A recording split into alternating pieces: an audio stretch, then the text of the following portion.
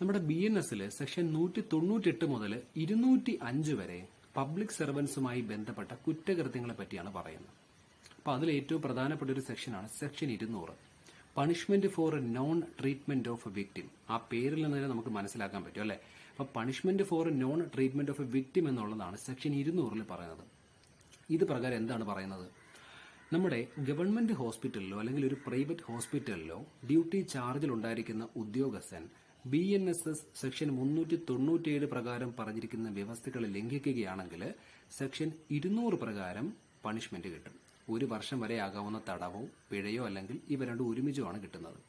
ഇനി ഈ 397 എന്താണെന്ന് നമ്മൾ അറിയണ്ടേ? BNSS പറഞ്ഞിരിക്കുന്ന സെക്ഷൻ 397 നമ്മുടെ BNSലുള്ള സെക്ഷൻ 64 മുതൽ 71 വരെയുള്ള വകുപ്പുകൾ പ്രകാരമോ അല്ലെങ്കിൽ പോക്സോ നിയമം 4 സെക്ഷൻ 4, 6, 8, 10 പ്രകാരമോ ഒരു കുറ്റകൃത്യത്തിന് ഇരയാക്കപ്പെട്ടിട്ടുള്ള ഒരു വിക്ടിം ഒരു ഹോസ്പിറ്റലിൽ വരികയാണ്. ഇപ്പൊ പ്രൈവറ്റ് ഹോസ്പിറ്റൽ ആയിക്കോട്ടെ, അല്ലെന്നുണ്ടെങ്കിൽ ഒരു സർക്കാർ ആശുപത്രി ആയിക്കോട്ടെ.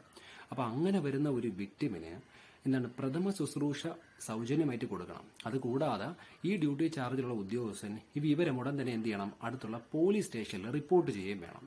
അപ്പോൾ ഇത്തരത്തിലുള്ള വ്യവസ്ഥകൾ പാലിച്ചില്ല എന്നുണ്ടെങ്കിൽ ആ ഡ്യൂട്ടി ചാർജുള്ള ഉദ്യോഗസ്ഥൻ സെക്ഷൻ 200 പ്രകാരം പണിഷ്മെന്റ് കിട്ടും.